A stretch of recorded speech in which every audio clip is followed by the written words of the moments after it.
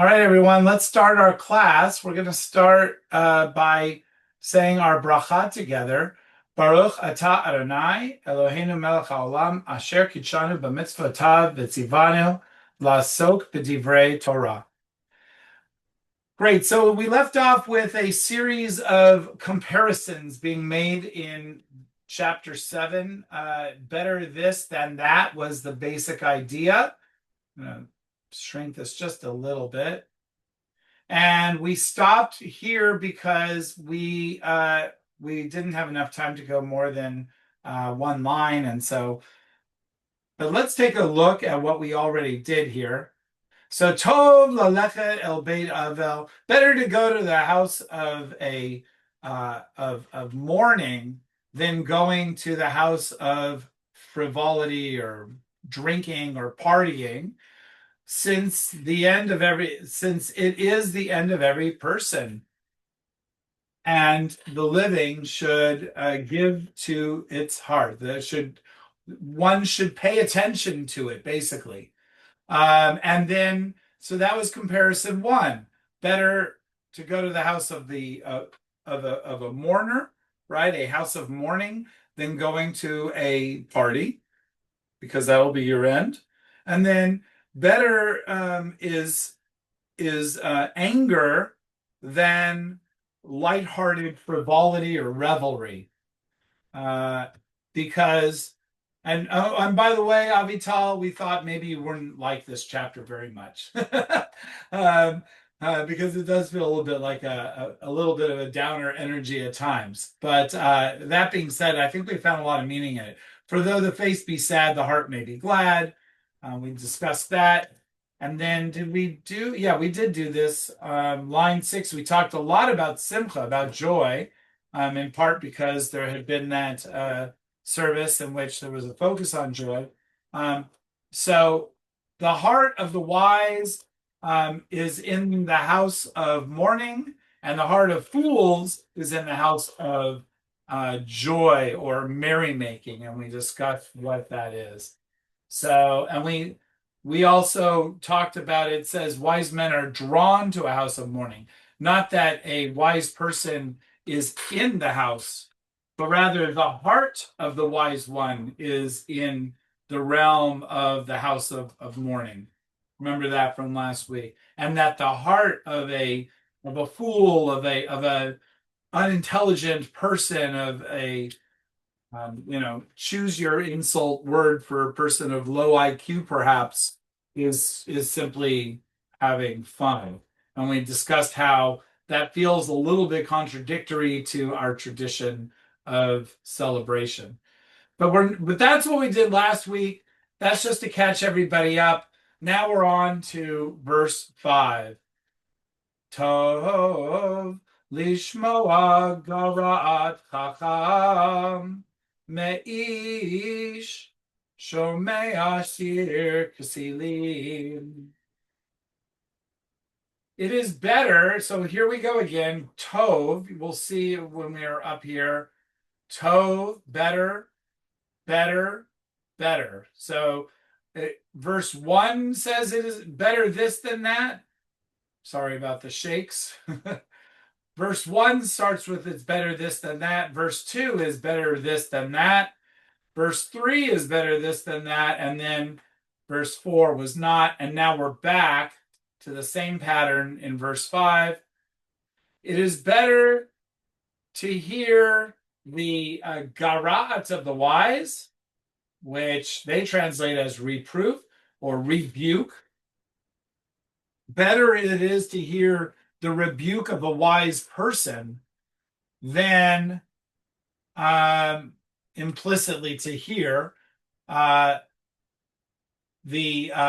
hearing the joy, the song of, well, it's kind of an interesting construct, than a person hearing the song of the fool. But they translate song here as praise. So better to hear of a wise person being given reproof or sort of correction or being judged than it is to hear a foolish person being praised, which is interesting because we don't see this definition here at all for song. I guess it means something along the lines of you're singing with the fool. The fool on the hill.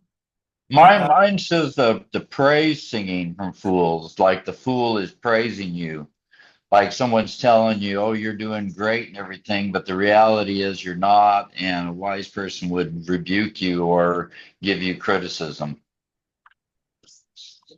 huh. I think that translation makes sense. Right. So it's the fool being uh giving you a song of praise, basically. Right, right. Better to hear judgment from someone who knows what they're talking about than praise from someone who doesn't.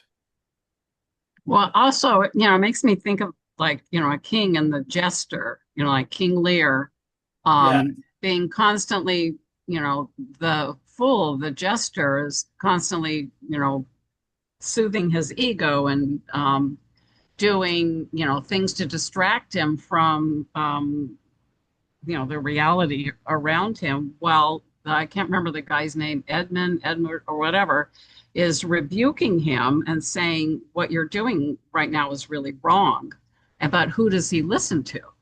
He wants Right. to listen to the fool. No one wants to be told what they're doing is wrong. Right. And by the way, I think that Sylvia just used the word rebuke. I think that's a good word translation for ga'arat. I think that's a good word. That's a good translation. Oh, that's what my 1917 version has. I think that's what somebody else in this has. Yeah, that's what mine says. Oh, okay. I don't know of a difference between reproof and rebuke. Rebuke may be a little less about correction than reproof, in my brain at least. To reproof is to like correct someone for making a mistake. And Yeah, I don't rebuke, know that when ga'arat means correction. I think it just means rebuke. It's kind of being yelled at. uh-huh. Not quiet, but kind of. I think rebuke is a good translation. Well, in this one, it's rebuke or reproof. So there you go. Anyway, any thoughts on that? Yeah, what it's saying is you can probably better yourself by hearing the rebuke or the reproof, whatever you want to call it, of someone that's wise, and you can learn from it more so than continuing with what you're doing and people are praising you. I've seen that multiple times where you get egged on by, people saying, "Oh, you're doing great. We love you, blah, blah, blah." But the reality is, it's not a great thing that they're doing, and it's not a lovely thing.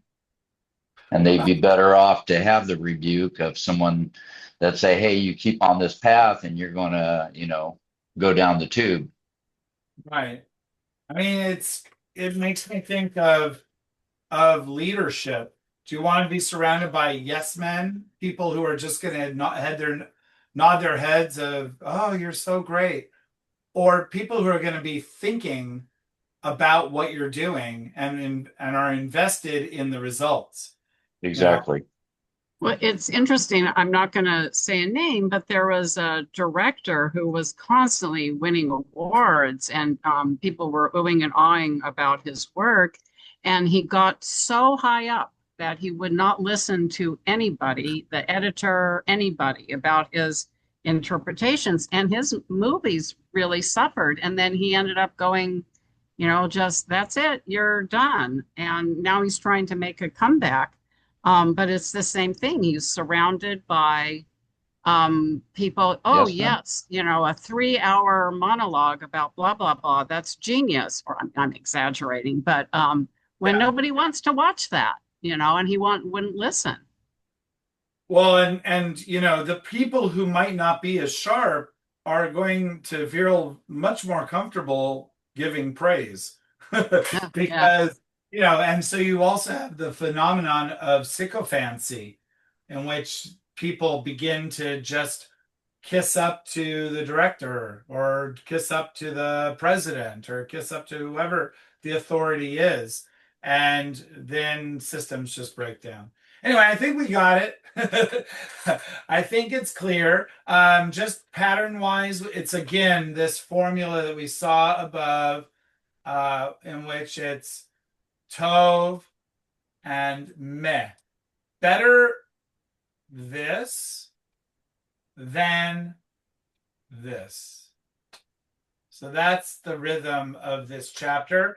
Now, why do we have rhythms? Well, perhaps it's just a speech that is being formulated by the writer in a formulaic way to make it just have some pizzazz to it. We see that in the book of Amos, in which there's this continuous refrain of for three things for four. That's like the formula in the book of Amos. And here we have the same kind of thing. It could be just a literary effect. You know, think about in Christianity, they have the Sermon on the Mount. Blessed are this, blessed are that. It's a litany. So it takes the form of a litany. Another possibility, which is probably contributing to this formula, is the sense of memorization in an oral society. You want to create something that's a little bit rhythmic. And so if you have something that has a pattern to it, you might be able to make sense of it. I think what that then begs is there any progression between these? I don't think we're going to look at that, but it's something to consider. Is there a pattern, not just within each verse, but over the verses throughout the book, chapter 7?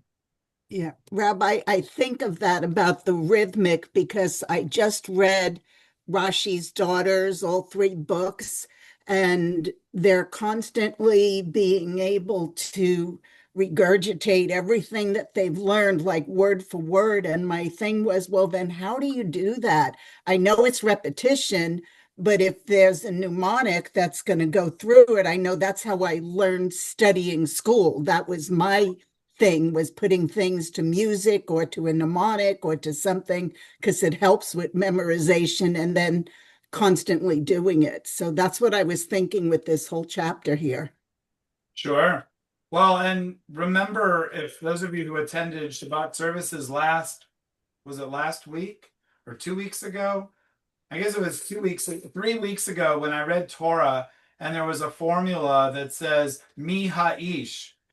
If there should be someone who has not yet, who is engaged but is not yet married, let them stay home from the war. And we had, I think, 3 examples of that. And next week is Parshat, actually starting this afternoon, we start Parshat Ki Tavo, where there's the blessings and the curses. And so we're going to hear over and over again, Baruch this, Baruch that. And then Arur, cursed be. It's actually quite intense. It'll be really interesting at Congregation B'nai Jacob when Buell Boaz reads the verses. It'll be quite interesting. Anyway, so there is a formulaic part even in Torah sources as well. All right, should we keep going? So again, actually, I should go up a little bit because we just said what it is. Better to hear the reproof, the rebuke of a wise person than for a person to hear the praise or the song of the fool. Ki kecho hasirim tachar asir, ken tzchok haksil, gam zeh havel. There we go with havel. Because the voice hasirim, okay, this is interesting. Oh, the voice, the sound of the pot holder under the pot. I mean, sounds like banging pots. right? A seer is a pot, right? Am I remembering that correctly? That's correct. So the sound of the pots under the pot, but here they're saying it's nettles under a kettle. So too, because just like the sound of the crackling of the noise under the pot, as what they're suggesting, so too is the levity or Laughter. uh, laughter. Schok is complicated because schok, first of all, tsichok with a tzadi is really laughing, but also a mischak is a game. So like the game playing, like the lightheartedness, right? Games are like laughter. It's sort of light and not particularly serious. So Boy, I think this reminds me of Mom, stop banging on a tin kettle. There's that Yiddish expression. China. Hakana Chinik, yes. Hakin and Eileen, China, which Eileen, means did you hear that one when you were Hakana Chinik? Hakin and China. I think it's hak is to hit. Yeah. And Chinik, I think, is China. Hitting the Right. China, literally. Mm. So maybe they got that idea from Ecclesiastes. It says, "Oh, this is interesting." With an emendation of the words "sechok," it could be praise, shevach. I don't really get that, but anyway. So when you hear the chitter chatter or the firing off of the crackling of the nettles, however you want to understand it, the noise of the pot, that's essentially it's just chatter. It's kind of like white noise almost. I mean, it's not. On my translation, it's for the laughter of the fool is as crackling of thorns under the pot. This also is vanity. And that's just going back to the statement that was right beforehand, is Correct. saying that the fool that's saying, oh, you're doing great and all that, it's just the crackling of thorns under the pot. I guess that's meaning, like you're saying, like banging or noise from the pot. And that too, it's hevel. Yes, exactly. I think you have to take it, Irvin, in that context to read both together rather than the way you separated it. Mine says for the first one, better to heed the rebuke of the wise than to hear the song of fools. For those fools cackling is like the crackling of thorns under the pot, and that too is empty breath. It's almost a joined sentence that just should Yeah. have a semicolon after it, not a separate thing. Yeah, well, the word key means because, and in English, we don't start sentences with because unless it's got a second phrase. So yeah, Right. definitely. And it keeps going actually, because there's another one. Right. But we go to it. Let's take a look at Rashi on this one. Under a pot. Okay, so here we're going to get to the crackling of thorns. For like the crackling of thorns. That's kekol hasirim, thornwood, espinus in Old French. Espines. Oh, it's like pine needles. Espinit. Oh, actually, espint with a tet. I wonder why it's done that way. Okay. Tachat hasir, under the pot. Under a copper pot turned over a fire of thorns, and they rattle into it. The crackling of thorns in the fire lasts only a brief moment and then is gone. Oh, that's interesting. So too, the laughter of the fool has no useful purpose or lasting value. Ouch. Or the verse conveys the thought that the wise grieve because they are fearful that they are lacking in their service to God, whereas fools are generally satisfied and happy because they feel they have totally fulfilled their obligation in their service of God. So, like, better to be serious. Don't be just, lighthearted all the time about things that matter, I think is the implication. Rabbi Yoshua ben Levi said that all the other woods, when they are kindled, their sound does not travel far. But when thorns are kindled, their sound travels far, as if to say, we too are of wood. They publicize, we too are wood and we are needed. So do fools speak excessively, as if to say, we too are important. Wow. Did everybody follow that? Yeah. That is interesting.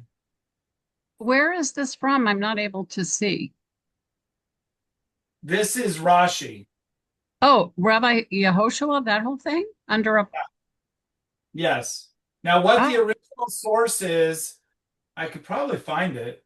This is how I would well, find it. I'm sorry, I should. Yeah, go ahead.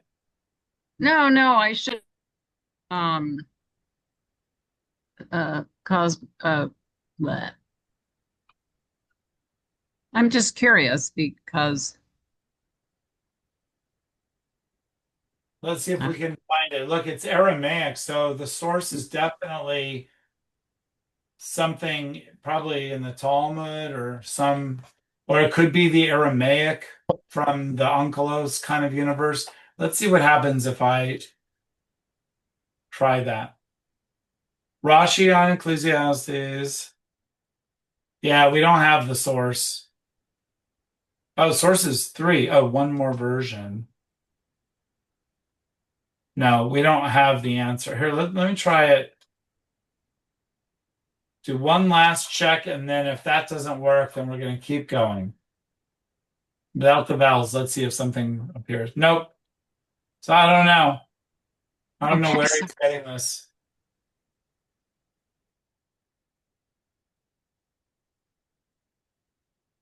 Okay. Anyway, interesting.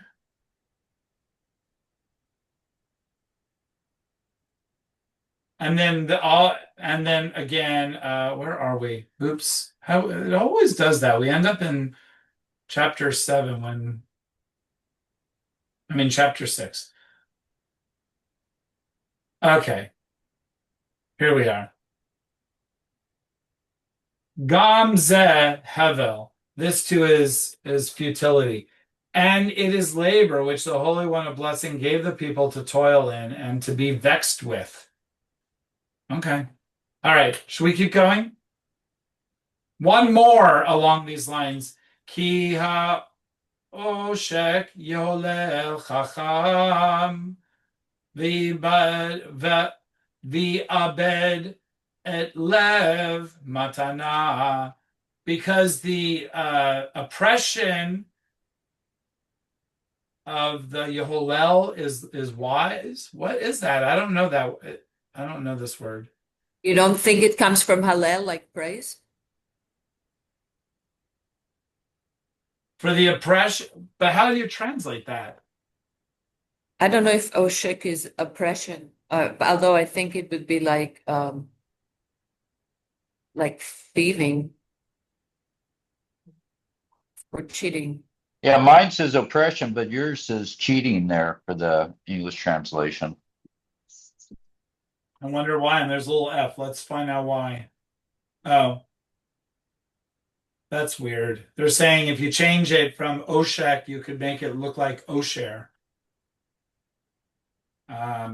which means wealth. Because the oppression will praise wise people. Because one who is oppressed will praise wise people? That seems to be the literal translation.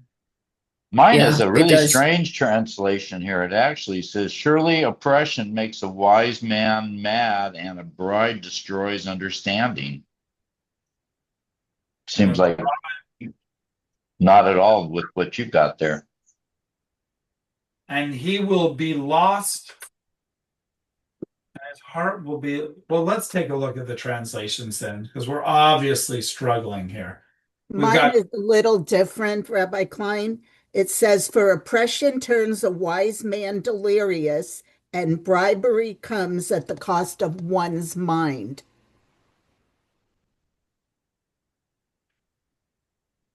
I mean, Well, throw think, mine into the ring Oh, too. Surely oppression turneth a wise man into a fool, and a gift destroyeth the understanding. These are all great, but And what I know, but and it's not what it says. and is it possible that rather than understanding, the word is heart? Because mine says, uh, oppression makes a wise foolish, and a gift corrupts the heart. So is Lev in there? Yes, it is. Yeah, yeah, where yours says a gift, mine says a bribe. I think it could be either. yeah, yeah. Vi abed et lev matana. And it will be lost. He will lose the heart of the gift. That does not work. Maybe that means the meaning of the gift. So the taunting of the fool. Oh, so look at the way Rashi, the Rabbi Shraga, does it. For the taunting of the fool. So he's reading it as ki ha'oshek haksil. He's adding the word in. Um, will confound. That's how they're reading instead of will praise. Um, all right. Well, it's pretty esoteric for us. Let's also look at what Rashi has to say. For quarreling makes the wise foolish. What do you guys want to do? Should we keep going? I'd like to see what he says. Okay. Well, he seems to have this idea that he compares it to Datan and Aviram. So when the fool provokes the wise person, he confuses his thoughts and he too stumbles. Dotan and Aviram taunted Moshe. Remember, that's the story of Korach. And they were aligned with Korach and caused mischief there.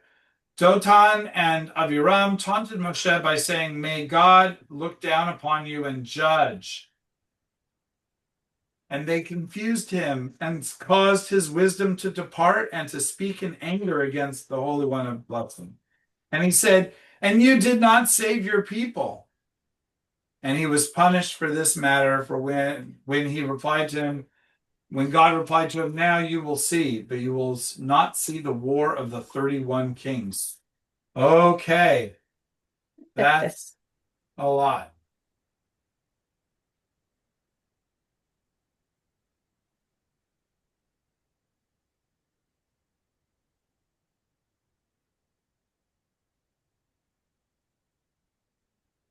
Oh, am I confusing things? Exodus 5:21.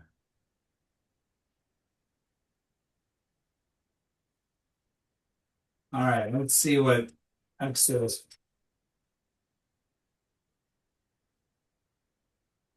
And they said, may God look upon you and punish you for making us loathsome to Pharaoh and his courtiers, putting a sword in their hands to slay us. Okay, so it's a moment of, oh,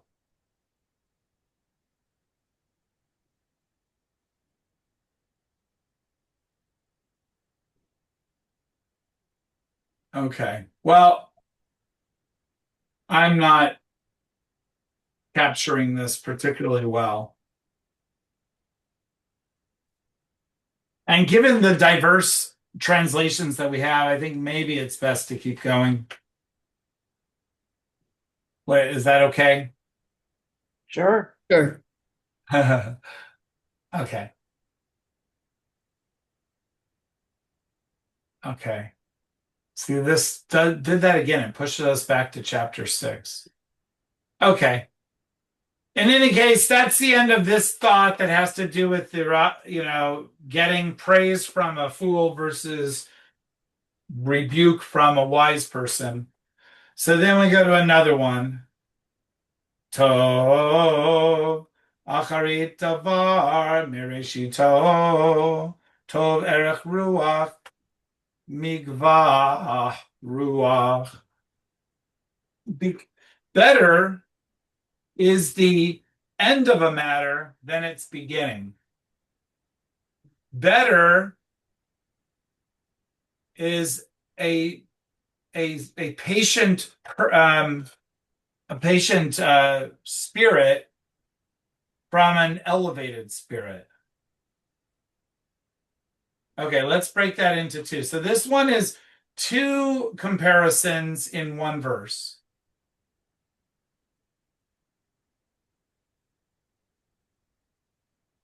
Okay, better is the end of the matter than the beginning. Better is a patient spirit than an elevated or a haughty spirit. By the way, this word migvah, I'm kind of embarrassed about this because I never really understood that the word hagba was the same word, but gavoha means tall, which means like elevated. And so the migvah ruach would be a spirit that's lifted up, that's kind of elevated. So what is an Kind of elevated? like being elitist, I think. Yeah, elitist, being haughty. Well, haughty is a good word. Elevated, sort of, yeah, hot stuff. But it's an interesting comparison. Maybe, okay. So, yeah, so what are your thoughts about this? We don't really know a lot about what he's talking about.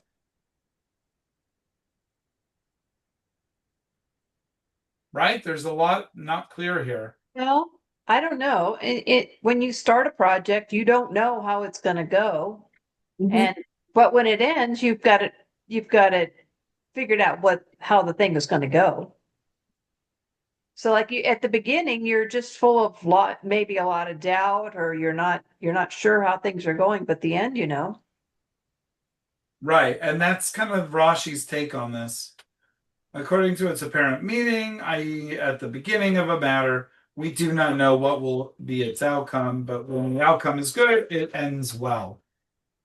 And I think that the second part, it says that it's better to be patient than to be an elitist and just think that the other person maybe is dumb or doesn't know anything and I'm better than them because of whatever. So I think it's definitely is a good sentence that it's better to be patient than elitist. Right. Now, I was aided in knowing the 13 Midot. We have this tradition from, what is it, Numbers, where after the tablets are destroyed and Moses is about to make new ones, there's that famous line, Adonai, Adonai, El Rachum V'Chanun, etc., etc. Erech apayim, which means endlessly patient. So the erech here is that, and that's how I knew what that was. So, but Rashi has to explain it because it's not obvious from the source what erech means. Erech, I think, literally means measured.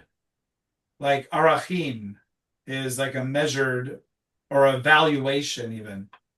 Unless, I don't know where I'm pulling that out of my brain, but But I think somewhere you're correct. I am correct, right? I think so. Kind of amazing how much Hebrew is logged into this brain and then it's jostled out at random classes like this. I don't know how it ever got in there in the first place. But I Anyway, think erech kind of means a little bit like long or extended. And yes, like Aruch. aruch now could be like set. So anyway, Erech Ruach, Hamarich Rogzo.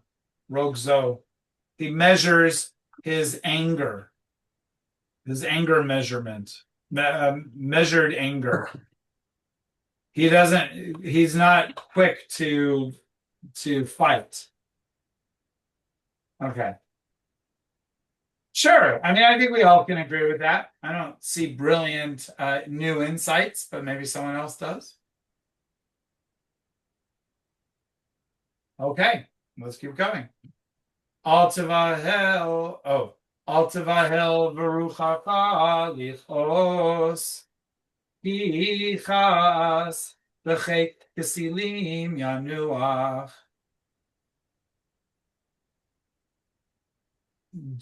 So this seems to be connected to the previous one, and which makes sense because there's no tov in this one, so it's the same thought process, it seems. Don't get your spirit to be angry,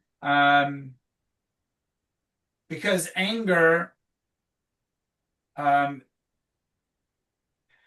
is in the breast of the fools, because anger lays in the breasts of fools.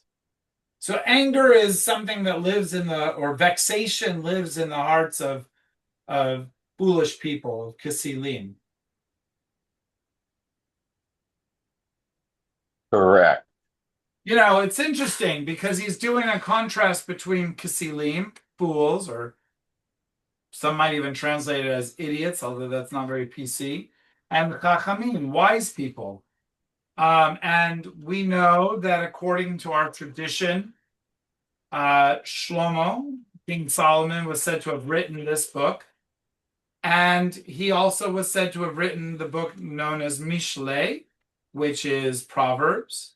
And Proverbs are also centered around wisdom. It's considered wisdom literature. And some would consider Ecclesiastes wisdom literature. And part of wisdom literature, what was that? Oh, wisdom literature is basically, what this is. This is a whole bunch of word to the wise. And so it's not surprising that these books have been linked in the Midrash as being by the same author. Yeah, I mean, anger is a choice. We all have circumstances that happen around us, and we can choose to be angry or not angry. That's our choice, and it's really saying it there. I mean, I've seen it so many times that people that are just harbor anger all the time, that everything they say is just out of fighting back for being angry about this or being angry about that. And they're choosing to be angry. And I work on myself a lot on that particular one, because it's destructive besides being a fool to harbor that anger. Yes. It, Yes. it almost says that it's always there. For anger resteth in the bosom of fools. And then if you're quick to let it out, that's not good. So be not hasty. Do you have a word there that means quick or hasty in the Hebrew? Tivahel as being along those lines. Oh, okay. Do not make So haste. yeah, like Irvin says, I mean, we can carry it within us, but whether it is easily expressed, that's another story. Right. And it does seem to again have echoes of the 13 attributes of God. Adonai, Adonai, El Rachum v'Chanun, Erech Apayim, Barav Chesed v'Emet, Notzer Chesed Lalafim. I think we know this from the High Holiday Liturgy. It's out of the Torah. So this concern about Rabbi, being thoughtful and not losing it in your anger, and let the anger pass through. Yes. I something was sparked by what Sylvia said. If you let it out hastily, it's not a good thing. But then it's if you just keep it inside your bosom, is what my translation is, that's foolish too. So like, what are you supposed to do? Do not let it out, and it abides there. It's just going to stay there in your. I guess what it's saying is don't get angry, right? Or count to 10. Remember that one? Yeah. Yeah. Well, it's saying it like right here is don't let your spirit be quickly vexed. In mine, it's be not hasty in your spirit to be angry.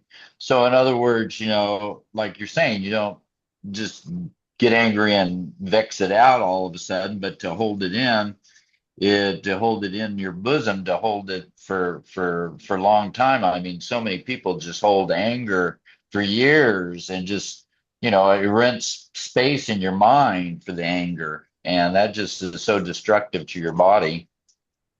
And So in so this case, what's they're calling you a fool. so what's the alternative? If you don't let it out and you keep it in, what's the alternative? Well, it's saying hasty, so you let it out in slowly, I guess. After you count to 10, yeah. Slowly I turn step by step.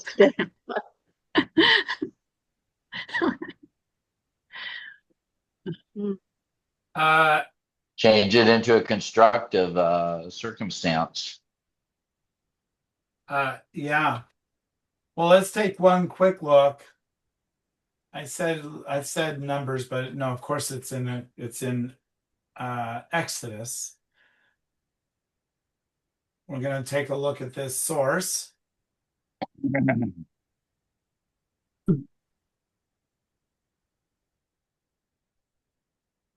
Kitisa, I think, is the portion. And here, I'll do it in bilingually.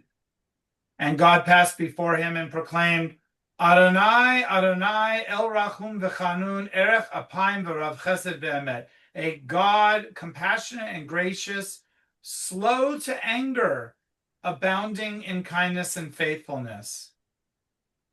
It says slow to anger. It doesn't mean no anger, because we know from so many stories in the Torah that Hashem got pretty mad at Yes. us. Yeah.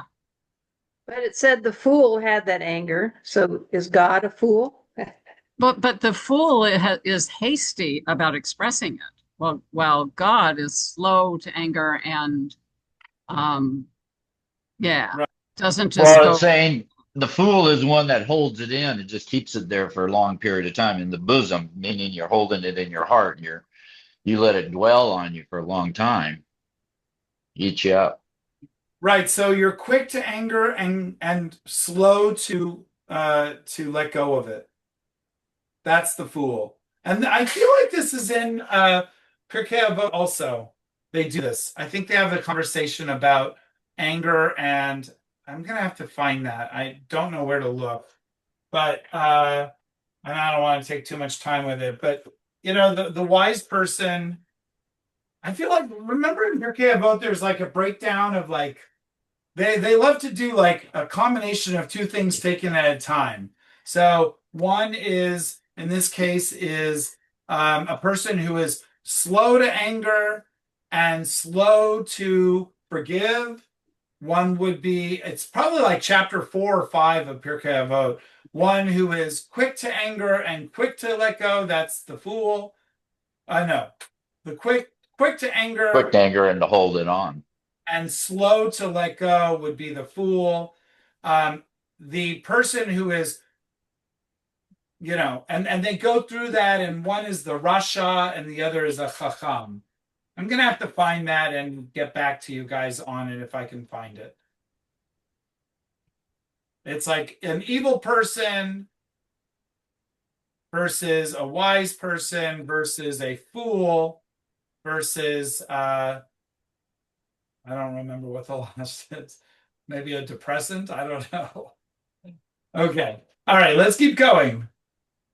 Al tomar mehaya shehayamim rishonim hayu tovim me'ele ki lo mechochma sha'alta al zeh.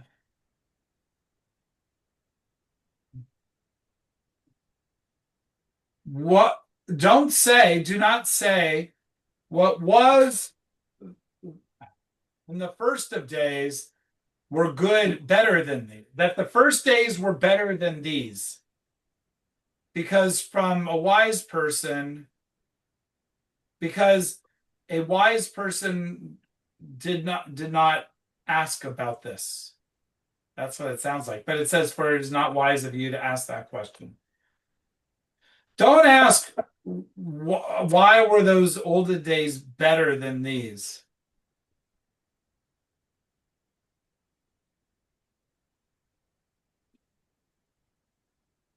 Rashi has an explanation, says it's making a comparison to the past and good times in the past, the generation of Joshua and the generation of David. It is not out of wisdom that you ask. Ki lo mechochma, for not out of, yeah, that's a better translation. Because it is not from wisdom that you ask this. It's not wise to ask this question. And the reason why is what Rashi says. Rashi says it's foolish to say this because each generation is judged on its own merits. How that relates to what we've already read, I don't know, but it does seem like a new idea. Well, not it does, but doesn't. When it says, "Do not say Oh, what is that the former days were better than these." Not to ask why it was so much better back then, which is basically saying you're living in the past, or you're saying that the days used to be a lot better back then.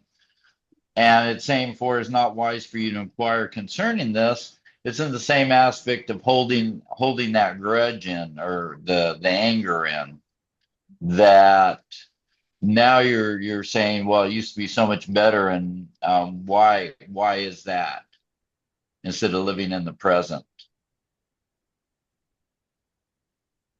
I think you're right. That makes sense. Rabbi Klein, you were yes. talking about Perkei Avot in this lovely book that you gave me last night. Yeah, It's chapter 4.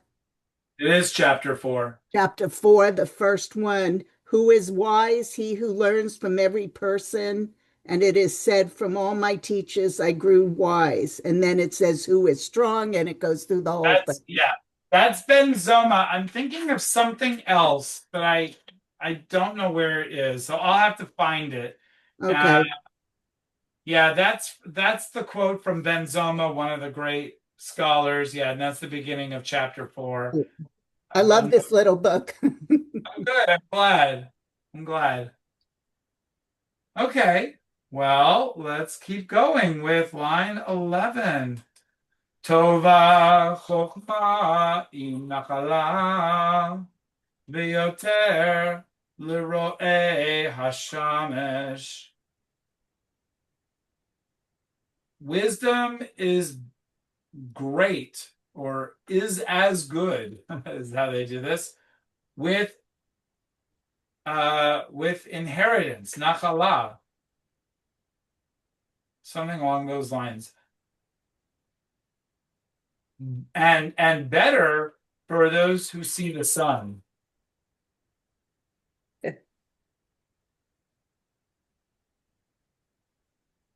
That's crazy.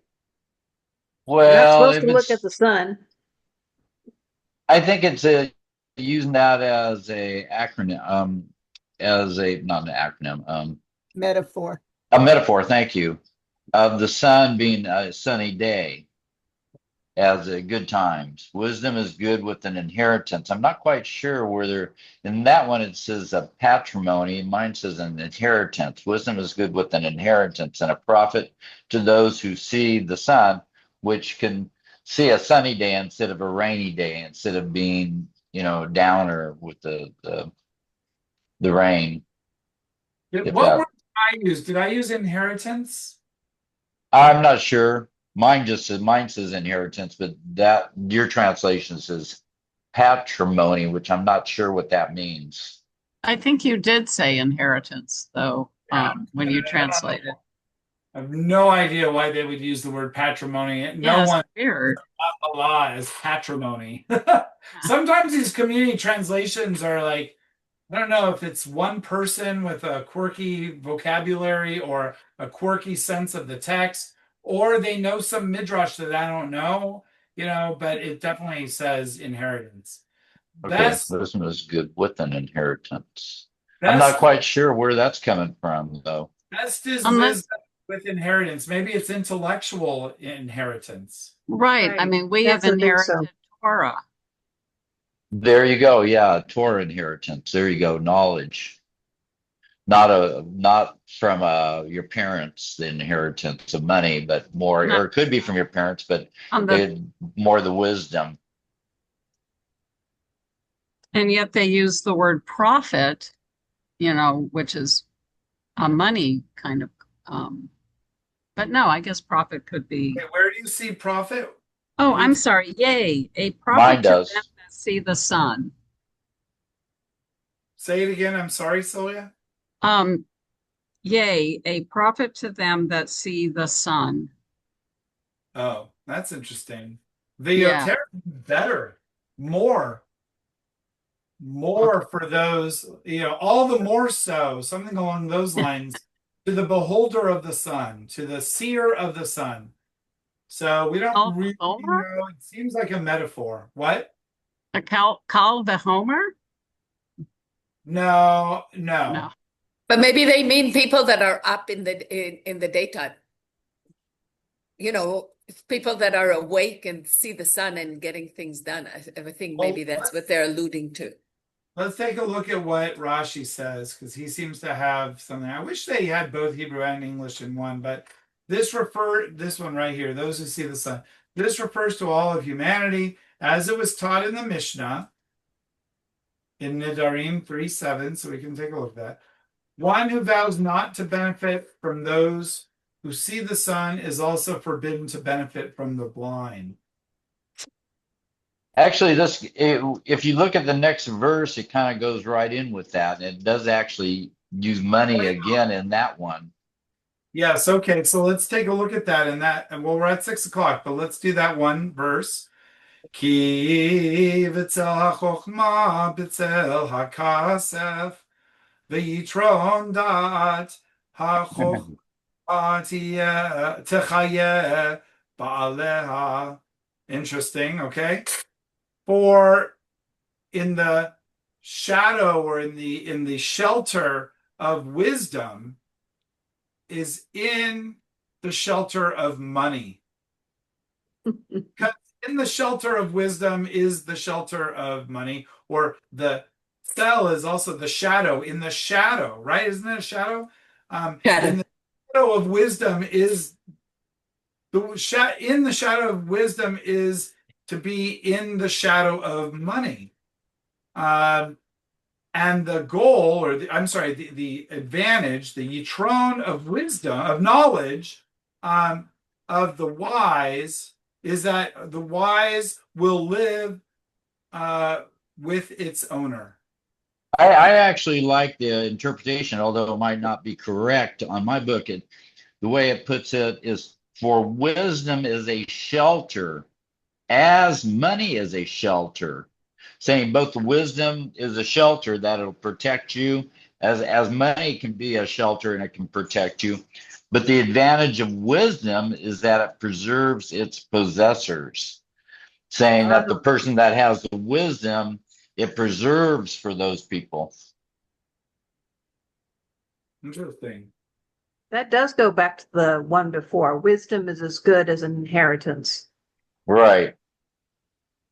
Yeah.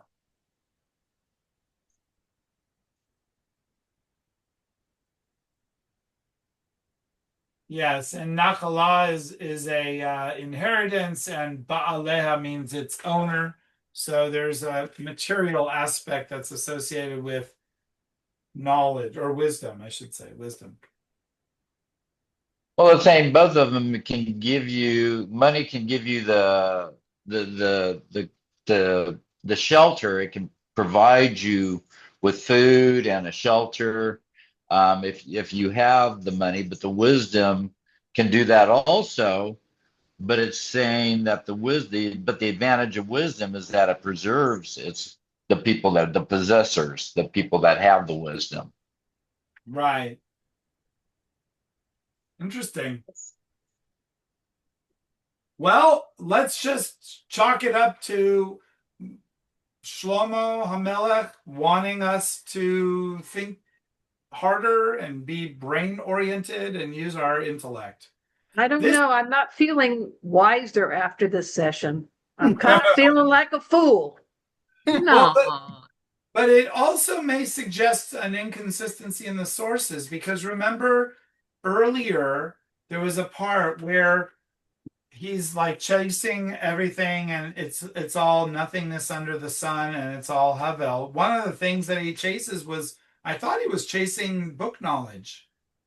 Am I forgetting that? Am I Right. mistaken? It does say that wisdom, chasing wisdom is when we were all upset about that. How can chasing wisdom be, vanity and vapor and stuff? So yeah. Well, I mean, but this is, we're moving along here. We can't expect the first line to be the same as wherever we are now. Things are progressing. It is, but it also poses a challenge for traditionalists to believe that the source is all the same. So there's going to be a contrast. There is a contrast to draw from and ask what would a traditionalist say about this tension. But we're not going to have time for that today. Yeah, I gotta go. Bye. Yeah, I gotta go. But I think it makes us all think. I mean, we don't have to know what it all says. True. So we'll start up again with verse 13 next week. Yeah, All but right. I just think it's so wise for this particular, be not hasty in your spirit to be angry, so not to get angry real quick, for anger lives on the bosom of fools.